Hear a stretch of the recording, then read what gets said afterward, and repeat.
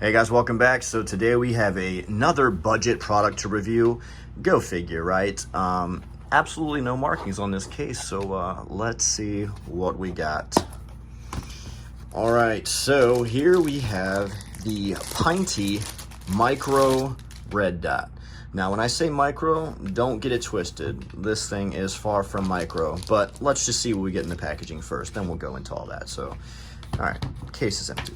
So we got couple of batteries, couple of tools, instruction manual, nothing really crazy, standard stuff, guys. And let's go ahead and open this up. So, all right, never look at the sun through the red dot. Just in case you were trying to shoot the brightest star in the galaxy, don't do that. All right, so we're just gonna skip that. All right, here it is, the Pinty Micro Red Dot. Now, as I said, there is nothing micro about this. Just for size comparison here, I'm gonna show you an actual micro red dot. So this is a shield footprint red dot, and then here is the Pinty Micro next to it. Huge difference. I would say this is not a size that is usable for a handgun unless it was gonna be strictly a range gun that you would never actually, carry concealed on your person.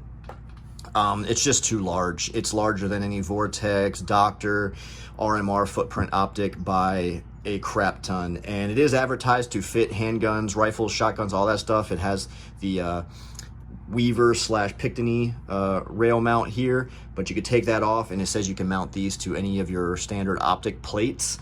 It's not going to fit a optic cut slide. It's way too long. I tried to just see if it would, slap on a dagger slide that was RMR cut. It is way too long to even fit in this cutout. So you would have to have one of those handguns that runs an adapter plate on top of the slide. But then, that just adds to the bulk. It's going to sit about this and it's just going to look weird. So anyway, let's get a battery installed and we'll talk a little bit more about this. I'm actually going to show you one thing real quick here. So it is a side loading battery tray, but there's no screw or anything to keep it in place here. So the only thing really holding the battery in place is this little rubber seal that goes around right there. And I don't really know how waterproof that is because it literally just pops right in and out. There's nothing that keeps retention on that. I would like to see, a couple of screws here, kind of like Holosun does, to make sure that that tray stays nice and secure there with vibration if you're using it on a rifle, or especially the reciprocation of a handgun slide. I just don't know how, that's going to maintain its waterproof ability with this vibrating around and really being so loose there. So I'd like to see a screw there. Pinty, if you're watching, take that criticism. Let's go ahead and get a battery in, and then we'll talk more about this.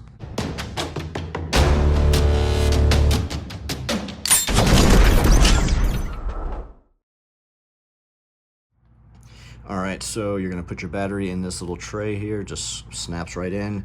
The little positive side faces up, and we just go ahead and slide this in here. And let me turn. Yep, there we go. So we have a dot. Let me try to. Right there. So this does have 5 brightness settings. And the adjustments are right here on the left hand side. So let me go through and see if I can lower it down. All right, so you can't see anything. 1, 2, 3, 4, and 5. That's that final brightness setting. So that's as bright as it goes right there. That's pretty bright. I mean, even on camera, you can see how bright that is. It is daylight right now. So we'll take it down to about 3. That looks about good. So yeah. All right, so 5 brightness settings, like I just said. There is no night vision capability, obviously. So you have your standard elevation and width adjustments here. Let's see if they are tactile or not. I'm not actually sure. A little tool here, so let's I don't want to mess with it too much. Okay, so see if you can hear that. So they are very tactile, nice audible clicks. So just make sure the windage, yeah. So very nice clicks.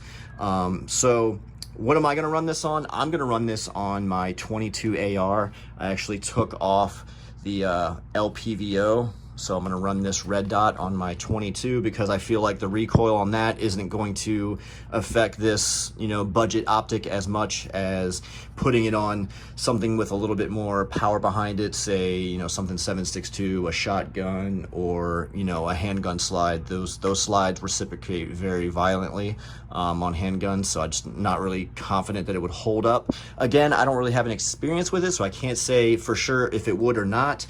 But for being, you know, $57 on Amazon, you know, I'm not going to risk it. So I'd rather just put it on a 22, virtually no recoil at all. So it should hold up very well, and it should do just fine for that application. And, you know, it'll give me a little bit more quicker target acquisition than using the LPVO here. I have other 22s with, you know, optics on them for more precision shots. So I think the AR will benefit from this micro red dot, but it is a very large micro red dot. So Pinty's just, it's their micro red dot. Don't get that stuck in your head. Again, here's what an actual micro red dot size is. So you can see quite a world of difference. So I think this is more suited for rifle applications than handgun applications. That's just my opinion. Take it for what it's worth. But the dot looks nice, crisp and clear. I don't really see much fisheye or anything crazy distortion-wise going on with the lens. It is aluminum and actual glass, so that's good. It's not plastic. The lens isn't plastic. It's actual, you know, glass. So I don't know if this says anything more in depth for specs. Not really. Not really at all. So I actually went back and looked at the description, and this thing weighs 3.3 ounces, and fun fact, they actually don't make any kind of waterproof rating claim. So that leads me to believe they kind of know that this might not be waterproof. Again, that little rubber seal is all that is holding this in place there.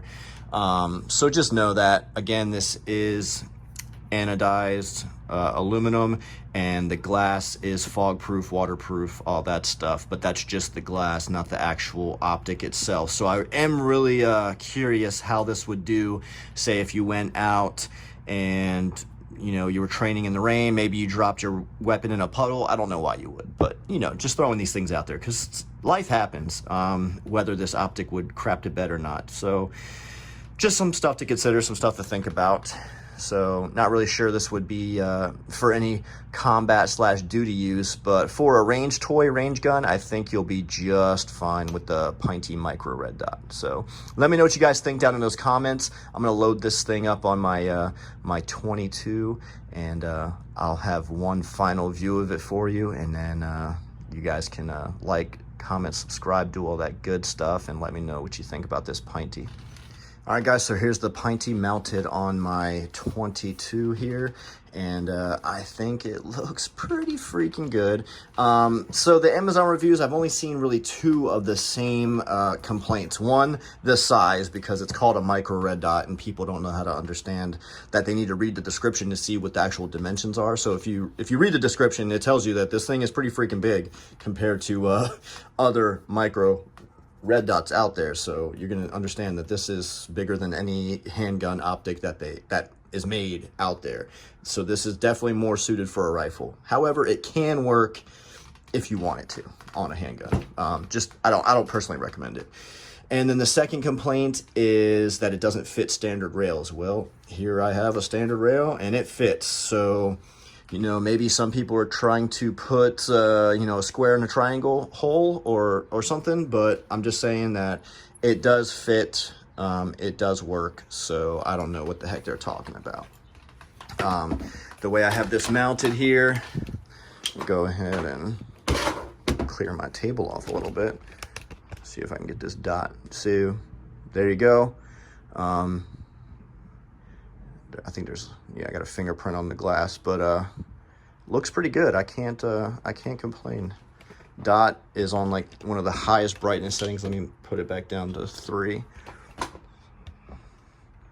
There it goes, back down to 3. Now, it's gonna look a little bit distorted here on the camera, but with my naked eye, the dot surprisingly looks really good. I can't complain at all.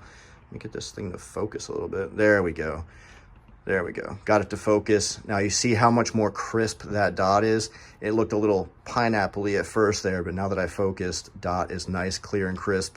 And yeah, I'm pretty impressed so far. Obviously, I got to put some rounds down range with this thing, and I'll do that shortly. But for right now, I think the Pinty is gonna make its home right here on the 22. And I can't wait to see how it does out on the range and if it holds 0 and does everything that it needs to do. So guys, check out the Pinty Micro Red Dot. I'll put this a link to this on my campsite page. And if you're interested in picking it up for, you know, for your kids, a gun to plink with, then, you know, you'll have it there. So go ahead and on my campsite page and I'll label it Pinty Red Dot. So let me know what you guys think. And also, one second, I'll put it on my Amazon store under my under optics, so you'll be able to find this on my campsite page or my Amazon storefront under optics. All right guys, thanks for watching. Share, like, comment, subscribe, do all that good stuff. Love y'all.